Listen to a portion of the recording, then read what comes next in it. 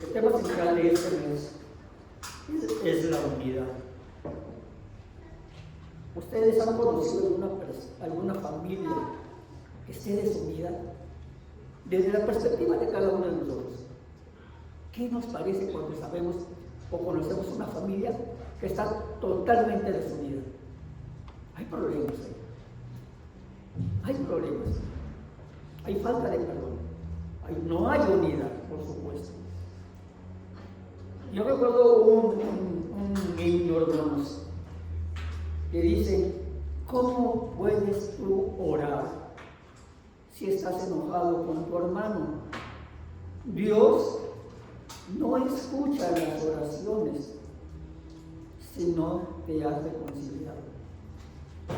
Yo les invito, hermanos, a que me acompañen. Vamos a orar para ofrecerle a Dios este culto, sobre todo que es su palabra que viene de lo alto, y que sea su palabra que hable a través de este siervo suyo. Les pido si me acompañan ahí desde sus lugares.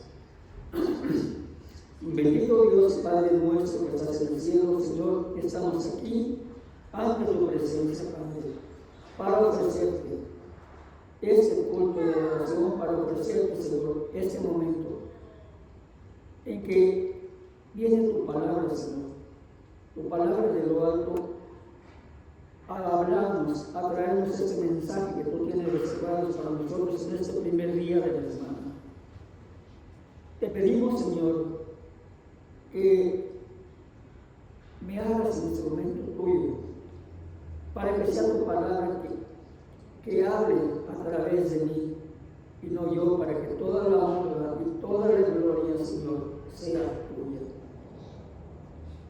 Dispón nuestra mente y nuestro corazón, Señor, para poder quitar la venda de nuestros ojos y ver con los ojos espirituales el mensaje que tú tienes reservado para nosotros en este día. Te lo pedimos dándote gracias en nombre de tu Hijo amado Jesucristo. Amén.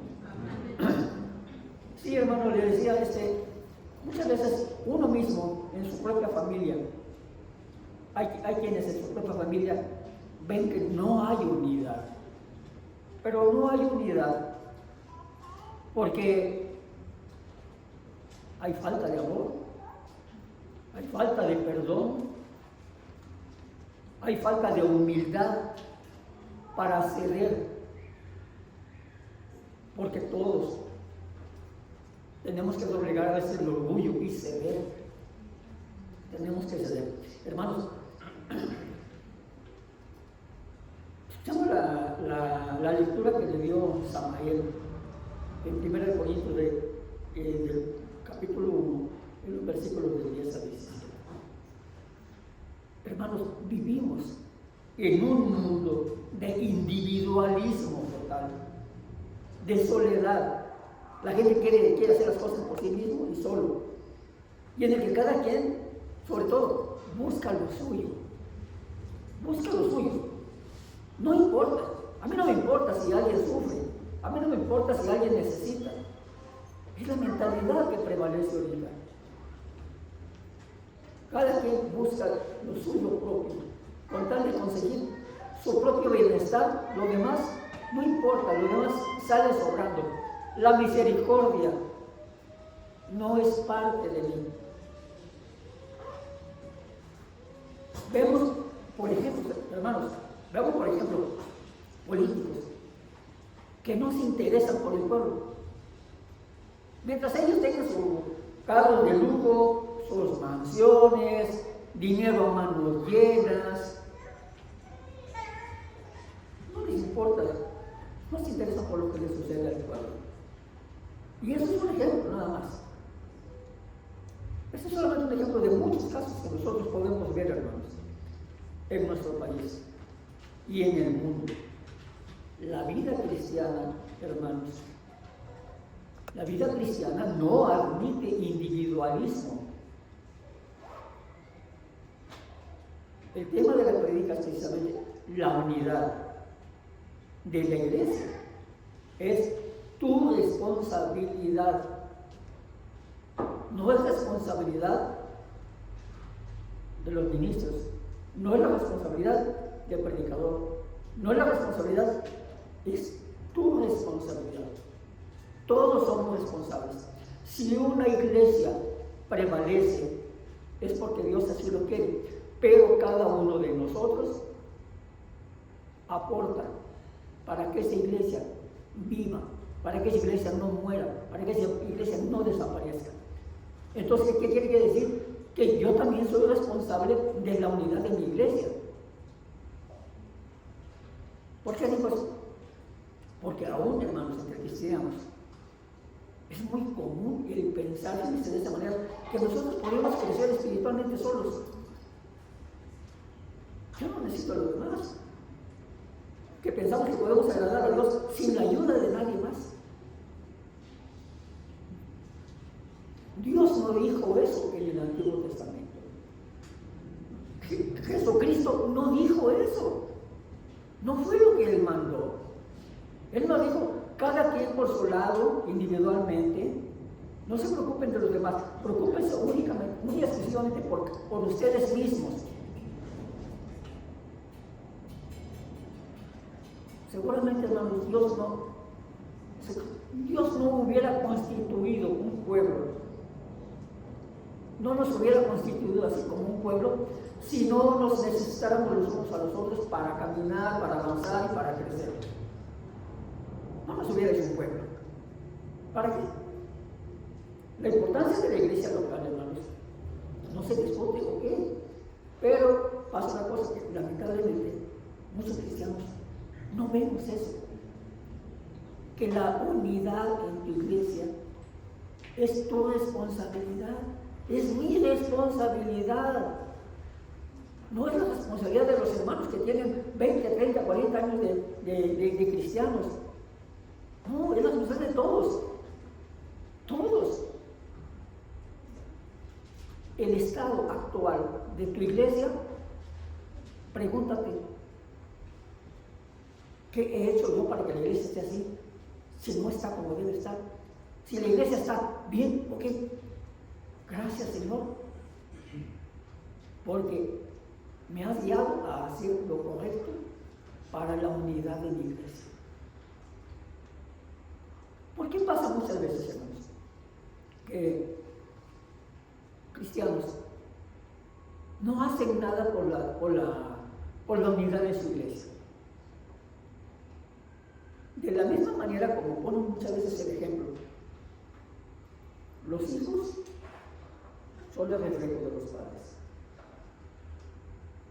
Un cristiano que no se preocupa y no se ocupa de ser responsable de la unidad de su iglesia, es porque en su casa no hay unidad.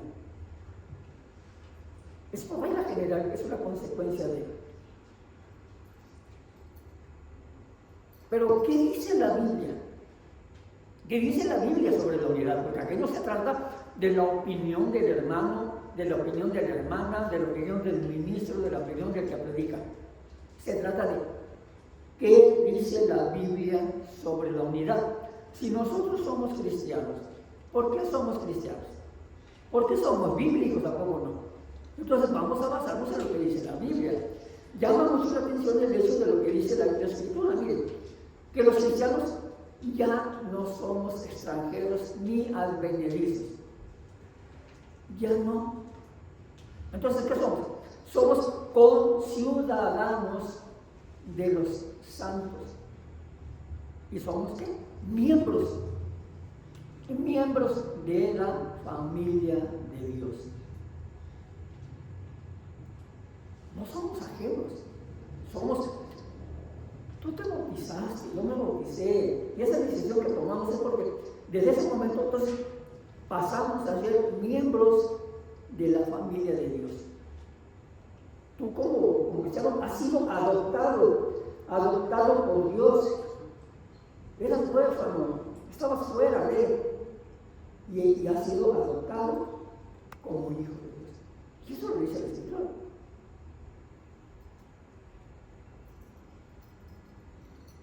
Entonces, si somos miembros de la familia de Dios, es para ser edificados sobre el fundamento de los apóstoles,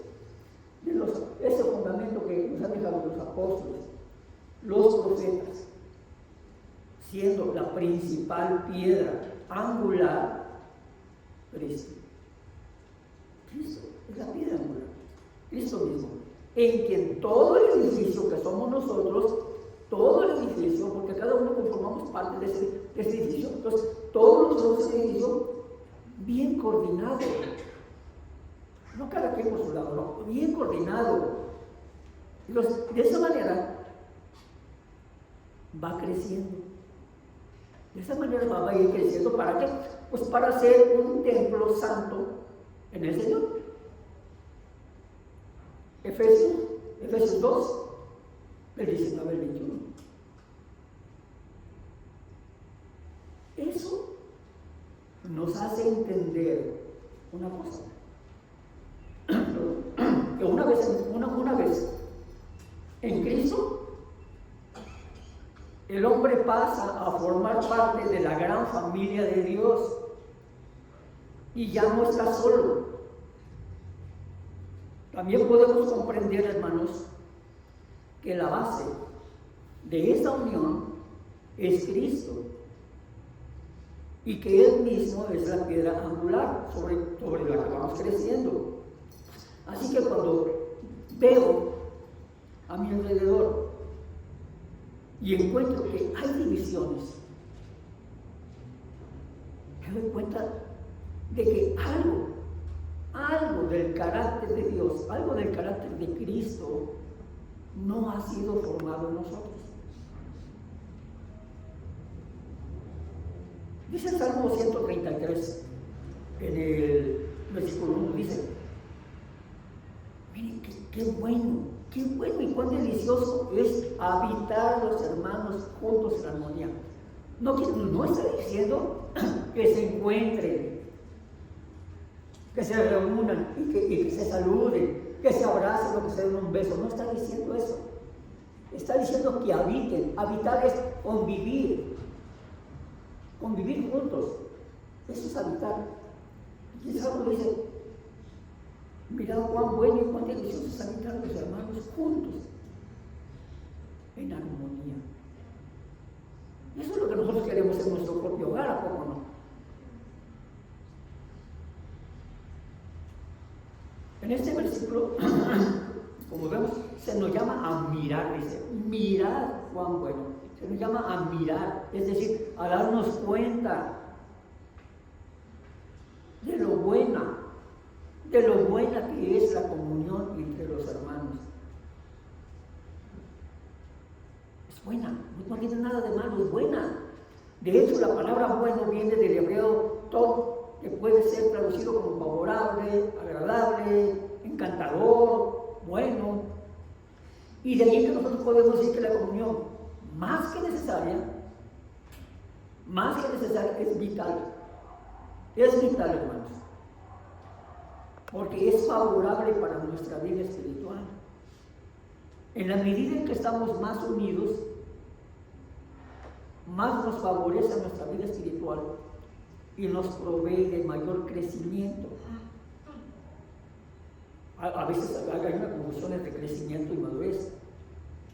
Es para crecimiento espiritual. Vi una ilustración que se refería precisamente a la madurez y al crecimiento espiritual. Lo ponía sobre la imagen de la piedra y una planta. La raíz es la madurez, la que se va a fortalecer. Lo que florece es el crecimiento espiritual. Vas creciendo en la medida que tengas más madurez, vas creciendo, porque en la medida que vas creciendo tienes más madurez. No es lo mismo. Más adelante, hermanos, vemos que en ese mismo capítulo, en ese mismo salmo, en el versículo 3, se menciona la bendición que el Señor envía allí donde hay unidad. Vemos que esa bendición Él la envía.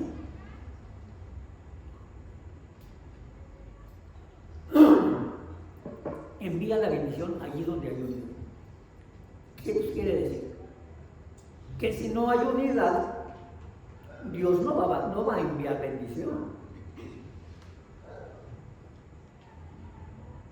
Donde hay unidad. Ahora bien, no siempre esa unidad es apreciada y disfrutada. A veces se tiene y no se valora. No se aprecia como debe de ser. Cambiamos de congregación y nos la pasamos diciendo aquí y allá. No, yo me salí de ahí, ¿sabes por qué? Porque ahí no hay amor. Ahí no hay amor. Ahí no hay unidad.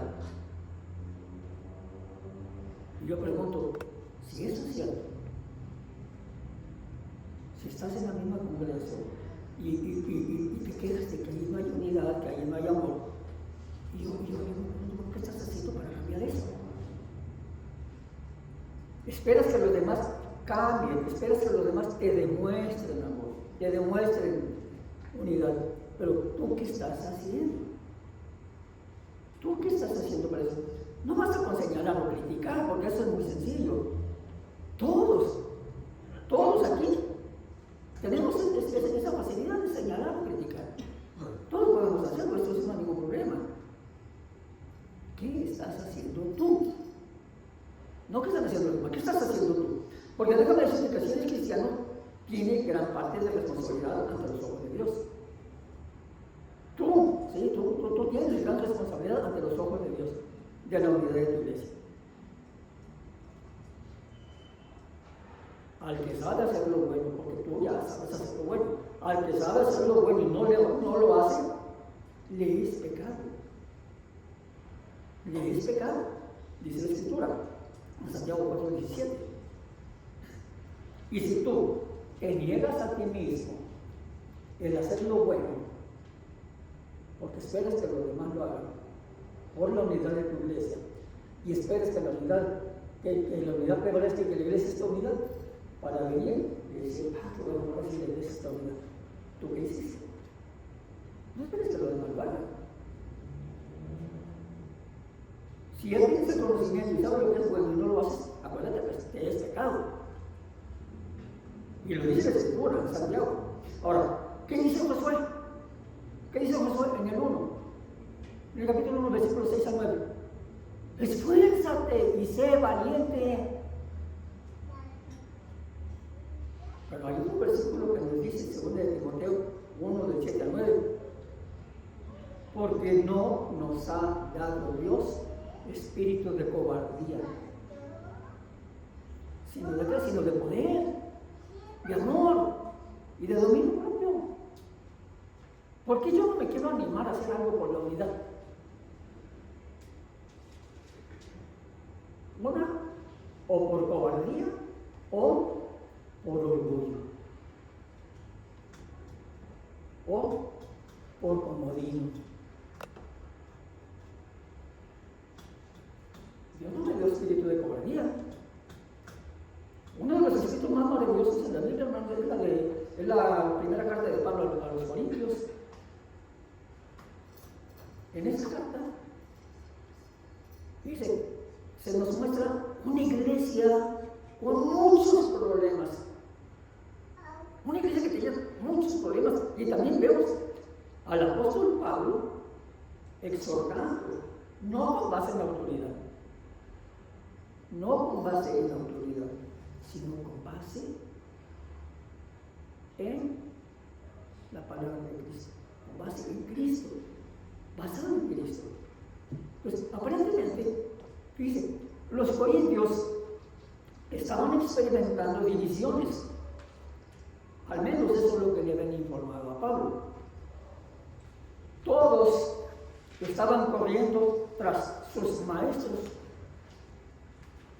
y olvidaban que Cristo es quien permite a los creyentes tener comunión. No es el hombre, no es el maestro, no es el predicador, no es un ministro, no es el hermano a quien yo quiero y aprecio y tengo mucha confianza. No es el hombre, es Cristo. Unos, fíjense, unos no querían a Pablo porque no les gustaba cómo les exhortaba. Decían que se sentían lastimados con sus palabras. Otros preferían escuchar a Apolos porque a él le tenían aprecio. Otros, cuando Cefas iba a hablar, ¿sabe lo que hacían? Se retiraban. Se retiraban porque no les gustaba. Ay, a mí no me gusta cómo habla Cefas. Y se iban, se alejaban. Y lo mismo pasa en esas congregaciones plagadas de cristianos débiles en la fe. Es común. Cada uno de vosotros, dice la Escritura, yo soy de Pablo, y yo de Apolos, y yo de Cefas, y yo de Cristo. ¿Y qué dice la Escritura que leyó nuestro hermano? ¿Acaso está dividido Cristo? Entonces, ¿por qué nos encargamos de dividir? Si Cristo nos ha dividido, ¿acaso fue crucificado Pablo por vosotros? O dice, ustedes fueron bautizados en el nombre de Pablo. Fue por Cristo. Creo que todos sabemos que la respuesta a esa pregunta es no. Como dijera Pablo, no sé, en otras circunstancias y ahí en la Escritura, de ninguna manera. Y ante esta situación, la exhortación de Pablo fue: os ruego pues, hermanos. Y dice, ¿cómo lo hace? Os ruego pues, hermanos. No les está pidiendo, les está rogando.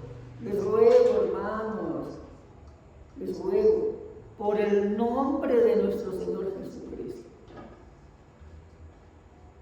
que hablen todos una misma cosa, que no haya entre vosotros divisiones, sino que estén perfectamente unidos en una misma mente y en un mismo parecer. En verdad, hermanos, si nosotros leemos la atención, es admirable que Pablo no resuene de una manera inevitable y que diga las cosas basándose en su autoridad como apóstol de Dios. Podría haberlo hecho de esa manera. Al contrario, les pide a la iglesia en el nombre de Cristo, en el nombre de Jesucristo, que mantengan la unidad. No en el nombre de nadie, en el nombre de Cristo mantengan la unidad. Son cristianos, en el nombre de Cristo mantengan la unidad. Esa exhortación debe despertar a la iglesia de nuestros días también. En muchos casos estamos tan divididos. No me refiero a nuestra congregación, me refiero a la iglesia de Cristo en general. A veces estamos tan divididos y deberíamos hacernos esa pregunta que tiene una respuesta obvia. ¿Está dividido Cristo? Cristiano tú, cristiano tú, cristiano tú, cristiano yo. ¿Está dividido Cristo? No, por supuesto que no. Y otra exhortación de Pablo, fíjese, es a los efesios también. Cuando Pablo los exhorta a guardar la unidad y la comunión en la iglesia, y les dice con estas palabras: yo pues preso en el Señor, os ruego que andéis como es digno de la vocación con que fuisteis llamados, con toda humildad y mansedumbre. Y aquí viene la parte esencial: soportándoos con paciencia los unos a los otros. ¿En qué? En amor. Solícitos en guardar la unidad del espíritu en el vínculo de la casa. Esa palabra solícitos quiere decir que prestos, diligentes para hacer las cosas, puestos. Un cuerpo, dice, y un espíritu. Como fuisteis también llamados en una misma esperanza de vuestra vocación. Un Señor, una fe, un bautismo, un Dios y Padre de todos. No es mi Padre nada más, no es tu Padre nada más, o tú tienes un Padre y yo tengo otro Padre diferente, no. y Padre de todos, un Dios y Padre de todos, el cual, dice, el cual es sobre todos y en todos nosotros. Efesios 4, del 1 al 6. La paciencia, hermanos, es difícil. Es difícil. Por eso la Biblia nos habla acerca de la paciencia. Es un componente que debemos tener presente siempre, en todo momento, en toda situación. ¿Para qué? Para que podamos soportarnos los unos a los otros. Si no hay paciencia, no va a haber tolerancia, no nos vamos a soportar. Guardar la unidad requiere esfuerzo, obvio. Requiere un esfuerzo. Solícitos. Esa palabra que menciona Efesios nos da testimonio de eso. Debemos esforzarnos para mantener la unidad de la iglesia, porque no hemos sido llamados al individualismo, ninguno de nosotros, sino a la unidad. Recordemos, hermanos, que todos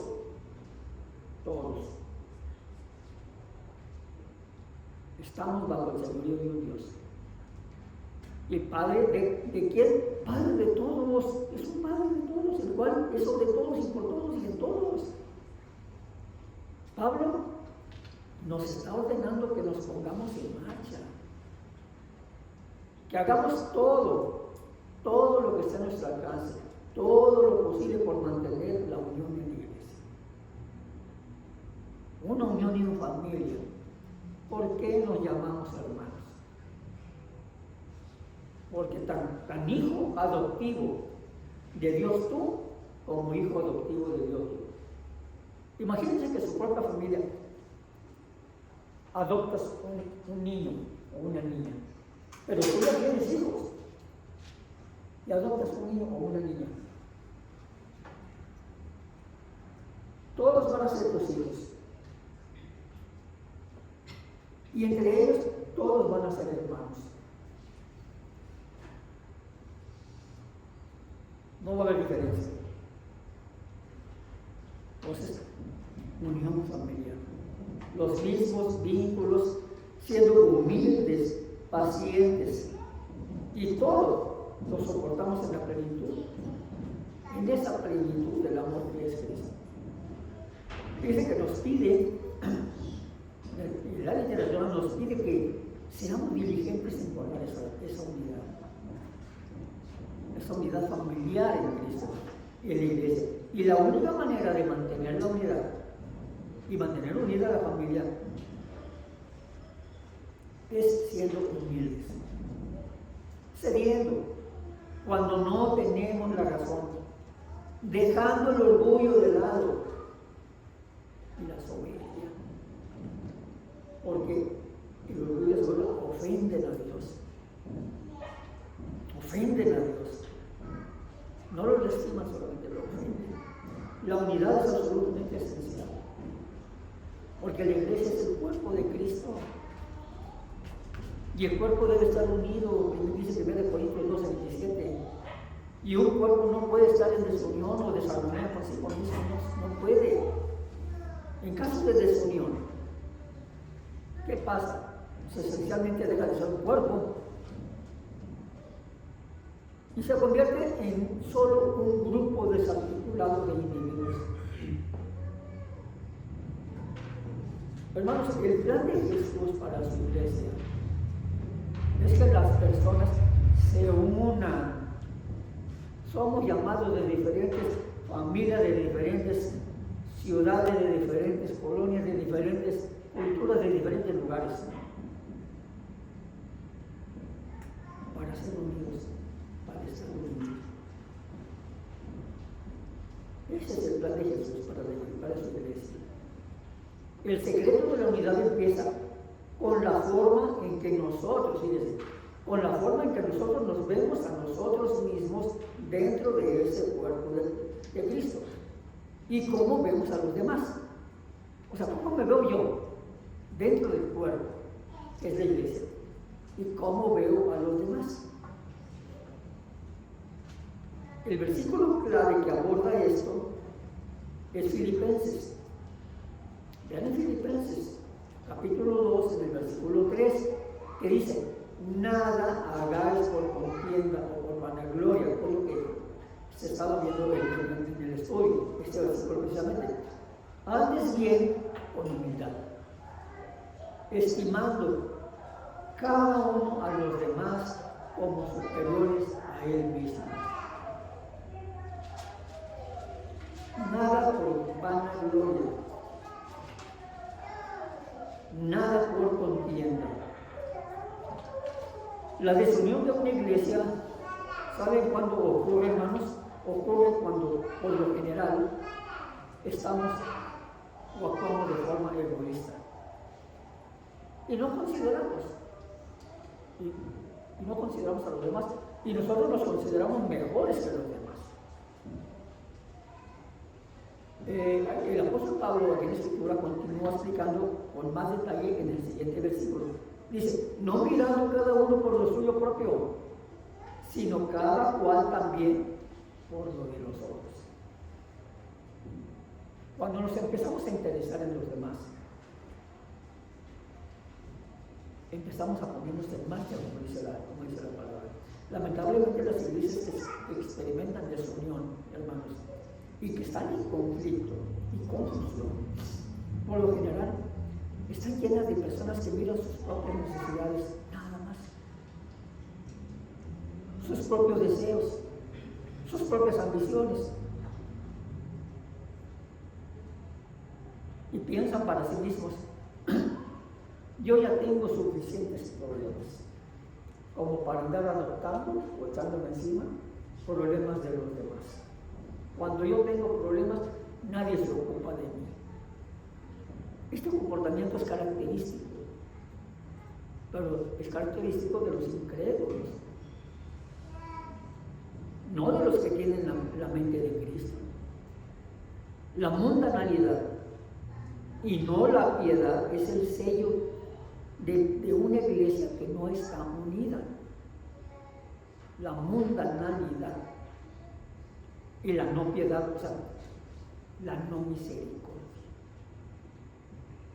Como Pablo recordó a los corintios, cuando les dijo en 1 Corintios 3:3: porque aún sois carnales,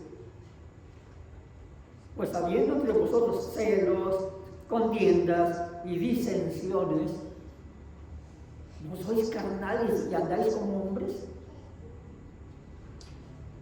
Sin embargo, Pablo nos dice que debemos considerar las necesidades de los demás antes que las nuestras.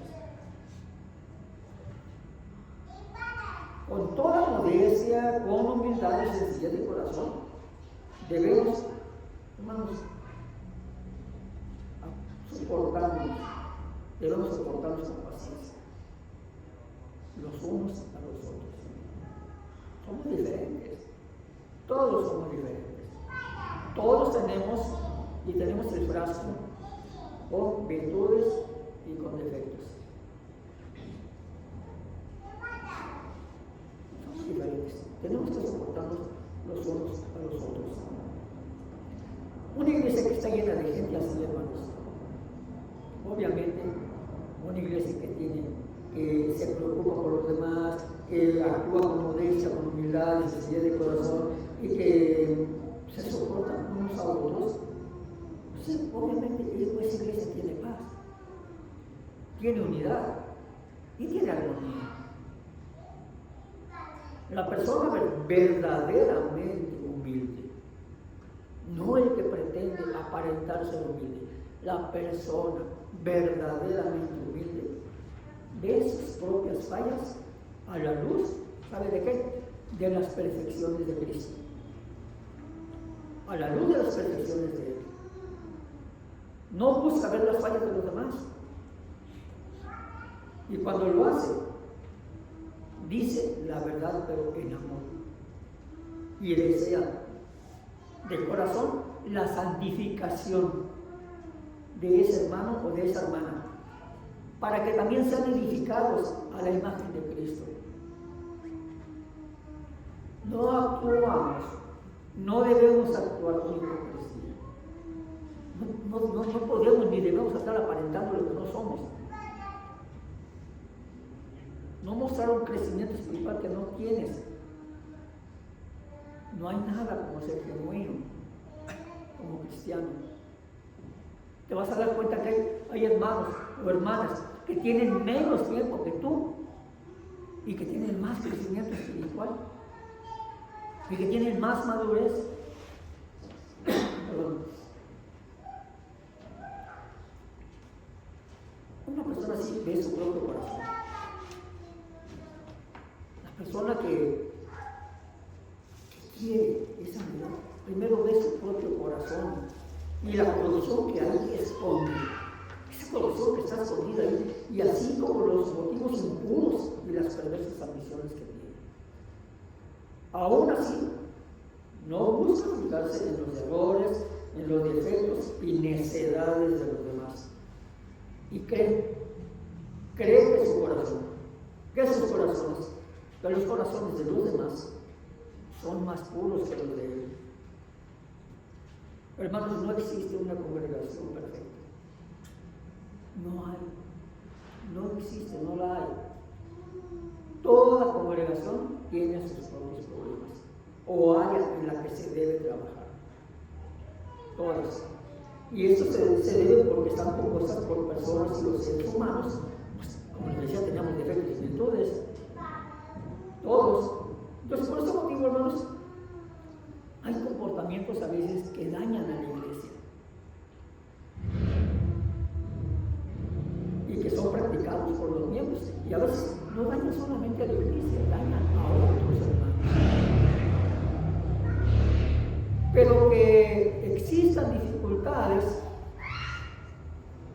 no quiere decir que los conflictos no se pueden prevenir o solucionar. No se puede decir, para eso están los ministros. No, para eso estamos los cristianos. Cada miembro de la iglesia puede y debe actuar de acuerdo a lo que señala la Biblia. ¿Para qué? Pues para procurar la unidad. Hay comportamientos que dañan a la iglesia, que crean división y que desalientan a los miembros. A ver, veamos. ¿Qué actitudes dañan la unidad de una iglesia? ¿Cuáles son esas actitudes que dañan a la unidad de una iglesia? 1. La crítica sin acción. La crítica pero sin acción. No estoy diciendo no critico, pero no hago nada al respecto. Algunas personas se autodenominan críticos o jueces en las iglesias, pero con frecuencia dice, asumir este tipo de posición hace que se juzgue más y se haga menos. Alguien dijo, si criticas es porque puedes hacerlo mejor. Entonces, ¿por qué no lo haces? ¿Por qué no lo haces?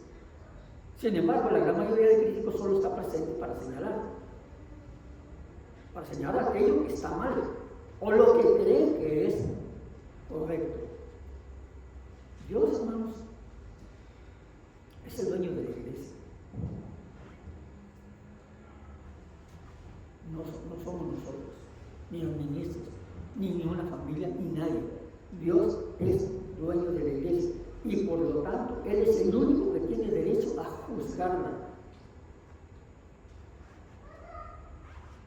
Y Él quita y Él pone. Él quita el ministro, quita otro ministro. Él pone un predicador, pone otro para que no predique. Él quita y Él pone. Él es el que gobierna la iglesia. Nuestra labor, ¿cuál es, hermanos? Nuestra labor es obedecer. Es de obedecer sus mandamientos y hacer su voluntad.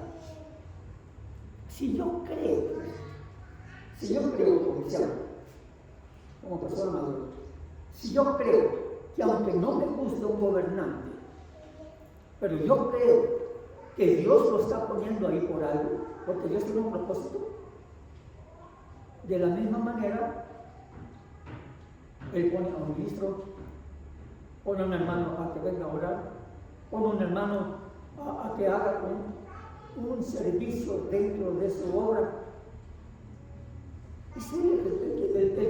Si tú crees que Dios guía tu vida, si tú crees que tienes el Espíritu Santo, si tú crees que Él rige tu vida, entonces entender con varias razones que nadie pone, nadie quita más que Él. Él es el único.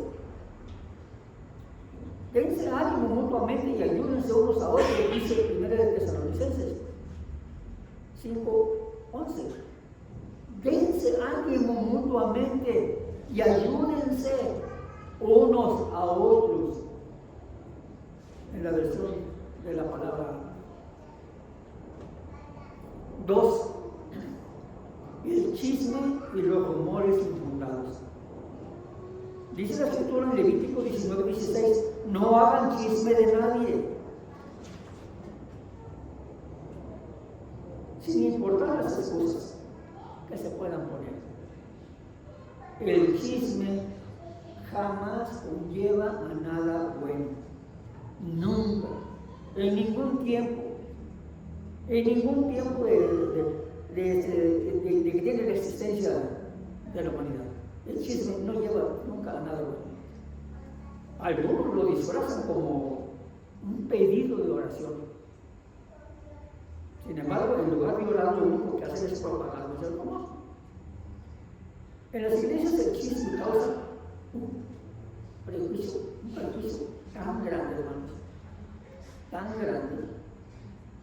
Propaga el odio, divide a los cristianos e impide la comunión con Dios. Imagínate,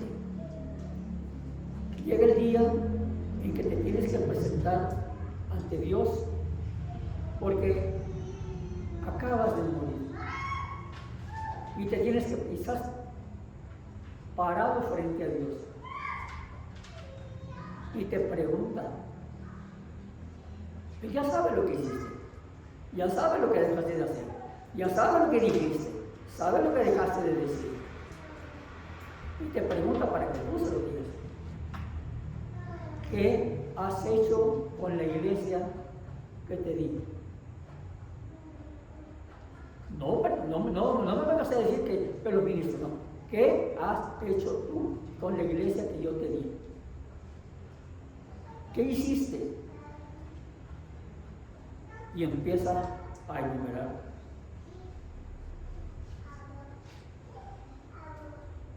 Causaste división, propagaste chismes, te peleaste con los hermanos,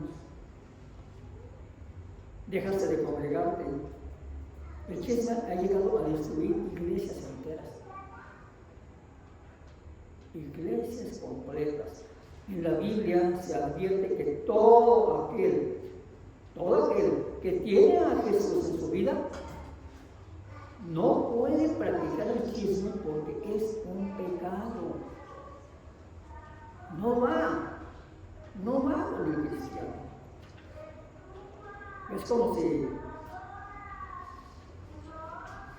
cristiano, ahora si te metieras a una cantina, eres cristiano, ¿qué vas a hacer en una cantina? Y el chisme es así. 3. Evasión de la confrontación. Dice la literatura, si tu hermano hace algo malo, ve y habla a solas con él. Explícale cuál fue el mal que hizo. Si te hace caso, haz recuperar a tu hermano. Pero si no te hace caso, ve otra vez a hablar con él, acompañado de una o dos personas más, para que ellos sean testigos de todo lo que se diga. Mateo 18, 15 al 16. Esto es en la versión de la palabra de Dios para todos. No podemos confundir sabiduría con cobardía. No, es que yo prefiero no decir nada para no meterme en problemas en el proyecto. Lo más sabio es quedarme callado. No, hermano. Evitar la confrontación no es bueno. No es bueno. Aquí la Biblia está diciendo que tienes que hablar con tu hermano. En vez de que vengas y agarres a tu hermano, oye, ¿qué crees? Hombre, el hermano esto, oye, la hermana esto. No, hombre, en la iglesia esto. Ve y dice, no. ¿Por qué no más eso lo dices? ¿Por qué propagas rumores? ¿Por qué propagas chismes? ¿Por qué causas divisiones? ¿Por qué causas bandos? Y díselo. No nos hablamos de un espíritu de cobardía. No confundamos sabiduría con cobardía.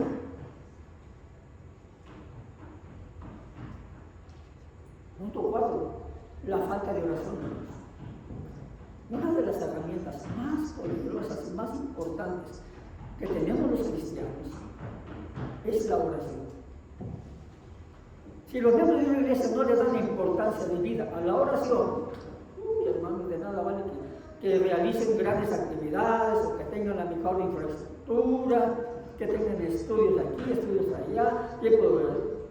Si no hay oración, hermanos, de la iglesia, puede haber un estudio de un grupo de hermanos que dentro de su agenda apartan su tiempo para Dios, para ese día que va a haber un estudio o un tiempo de oración. Pero no es lo mismo eso a que la iglesia como tal participe de la oración en su casa. Cada uno de nosotros, dedicarle el tiempo a la oración, a hablar con Dios. Tú no puedes tener una relación con nadie si no hablas con esa persona. Lo mismo pasa con Dios. La mejor manera de tener una relación personal con Dios es orando y leyendo la Biblia. Por eso dice que la Biblia habla. Orando y leyendo la Biblia. Pero si estas son reemplazadas por algo más, es probable que a largo plazo cause daño a la iglesia y esa iglesia muera, porque no había oración. Si no había oración, no había unidad y esa iglesia va a morir. Nunca dejen de orar, dice en 1 Tesalonicenses. Punto número 5 es la división en grupos. Hermanos, en nombre de nuestro Señor Jesucristo, les ruego que todos estén siempre de acuerdo, que no haya divisiones entre ustedes, vivan en armonía, pensando y sintiendo de la misma manera. Que Pablo en 1 Corintios 1:10. De esta manera, como lo leí, es en la versión de Dios habla hoy. Lo he visto muy claro. La unidad, hermanos, de la iglesia no solamente es importante, es vital. Si queremos que esta iglesia permanezca, si amamos a nuestra iglesia, si realmente amamos a nuestros hermanos, el amor no se dice, el amor se demuestra. No lo arruinemos, no arruines a tu iglesia con tu actitud, con tus palabras. No estamos destinados a vivir la vida cristiana en aislamiento. En Efesios 4, en el capítulo 2 de los versículos, en el capítulo 4, los versículos de 2 a 3, Pablo resalta 4 cualidades que son necesarias para mantener la unidad de la iglesia. 4 cualidades. Una de ellas es la humildad. Y la humildad tiene que ver con no pensar en ti mismo nada más como superior a los demás. Esto es lo opuesto al orgullo. La humildad es totalmente lo opuesto al orgullo.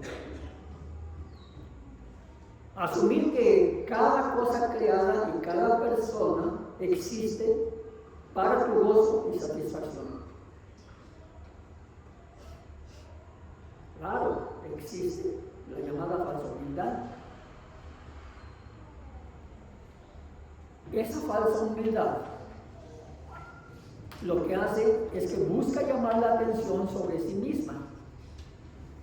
La verdadera humildad está arraigada en un pensamiento correcto.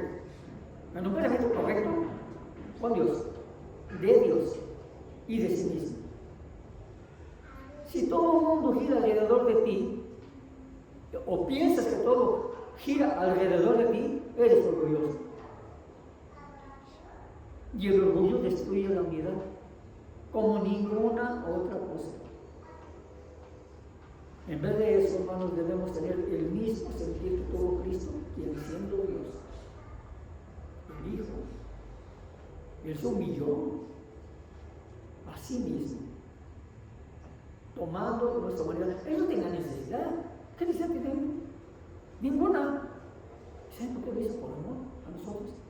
Para que tú y yo tuviéramos la oportunidad de ser perdonados y alcanzar la vida eterna. De otra manera, Él se humilló a sí mismo, tomando nuestra humanidad y se convirtió en un siervo. ¿Para qué? Para morir en una cruz por pecadores inmerecedores. Porque nosotros no merecemos, no merecíamos ni merecemos que Jesús haya muerto por nosotros. Dice Filipenses que Dios se opone, no solamente aborrece, sino se opone al orgulloso. Dios se opone, sí, pero Él, Dios, exaltará al humilde. A lo mejor yo no soy humilde, pero me estoy esforzando por ser humilde. No es mi mejor característica ni mi mejor virtud de ser humilde, pero me estoy esforzando por ser humilde. Practicar la humildad permite que Dios me exalte y no se oponga a mí, que no se oponga a mí, a mi persona. Sí, no soy humilde, pero me esfuerzo en practicar la humildad. Otro punto que señala Pablo es mansedumbre. La mansedumbre tiene que ver con considerar a los demás. O cediendo tú tus derechos. Esa es la mansedumbre. Cediendo tú tus derechos. Hoy en día muchas personas piensan solo en sí mismas, hermanos, y que sus problemas son los más grandes en la iglesia. No, mis problemas, lo que está pasando a esa persona no es nada. No, lo que está pasando. Él cree que tiene problemas, pero no sabe lo que tengo yo. Me pregunto, yo soy peor. Yo sí sufro, no como ellos. Aquellos que profesan ser cristianos a veces son duros, groseros, con quienes tienen diferencias. ¿Y qué hacen? Culpan a los demás de su actitud. Algunos, ¿qué creen que hacen? Ridiculizan a aquellos con quienes no están de acuerdo. Pero recordemos, hermanos, el corazón de Jesús hacia los pecadores. ¿Cómo era? ¿Cómo se mostraba? Él era manso y humilde de corazón, dice Mateo 11:29. Los cristianos debemos reflejar precisamente esa mansedumbre de nuestro Señor. Cristiano es seguidor de Cristo, imitador de Cristo. Debemos reflejar precisamente eso, ya sea que estemos restaurando a los pecadores arrepentidos, o como pastores conociendo a nuestros oponentes. ¿Se imaginan, hermanos, cuántos conflictos, cuántos problemas podríamos evitar si respondiéramos con una respuesta mansa cuando somos agredidos verbalmente. Imagínense cuántos problemas nos podríamos ahorrar. Por nuestra mansedumbre, hermanos, podemos saber, por esa mansedumbre nosotros podemos saber que estamos llenos del Espíritu de Cristo, dice Gálatas 5:23. Otro punto que menciona Pablo es la paciencia. Y la paciencia, esta tiene que ver con soportar las deficiencias y fallas de los demás, sus debilidades, sus fracasos. ¿Qué tan pacientes somos con los que no están de acuerdo con nosotros? ¿Cuánto tiempo soportamos a los que piensan diferente de nosotros? El Señor ha sido paciente contigo. El Señor ha sido paciente con nosotros. ¿Ha sido paciente conmigo? ¿O no? Demostremos en los hechos que pertenecemos a Dios y que hemos nacido de nuevo a través de nuestro amor por nuestros hermanos y hermanas en Cristo. Hermanos, Dios mostró su amor por nosotros ahí en la cruz. Ahí en la cruz donde Él murió. Ahí demostró su amor por nosotros, por ti, por mí, por nosotros. El amor es, dice, ahí dijo, el amor es la tierra en la que somos sembrados y crecemos en Cristo. Si no eres sembrado, no puedes crecer en Cristo. Si el Espíritu de Dios, de Cristo, realmente habita en nosotros, entonces, como consecuencia, pues amaremos. Si el Espíritu de Cristo realmente habita en ti, obviamente vas a amar. A través de nuestro amor por nuestros hermanos y por nuestras hermanas en Cristo, nosotros demostramos que pertenecemos a Dios y que hemos nacido de nuevo, como dice 1 Juan 7:12. En conclusión, hermanos, si nos esforzamos por cultivar esas cualidades que se encuentran en nuestro Señor Jesús y que el Espíritu produce en nosotros, vamos a ser empoderados.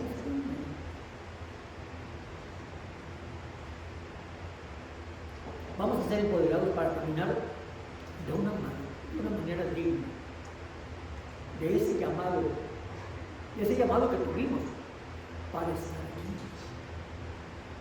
y buscar la unidad cristiana que Jesús nos ha encomendado a todos y cada uno de nosotros. Él nos encomendó eso. El resultado va a ser una paz visible que nos una, que muestre la sabiduría y la gloria de un mundo incrédulo. No seamos responsables de la muerte de nuestra iglesia. No olvidemos que cada uno daremos cuenta a Dios. Y quiero terminar con otra parte de ese himno que les mencioné, hermanos, que dice: amémonos de corazón, no de labios ni de oídos, para cuando Cristo venga nos encuentre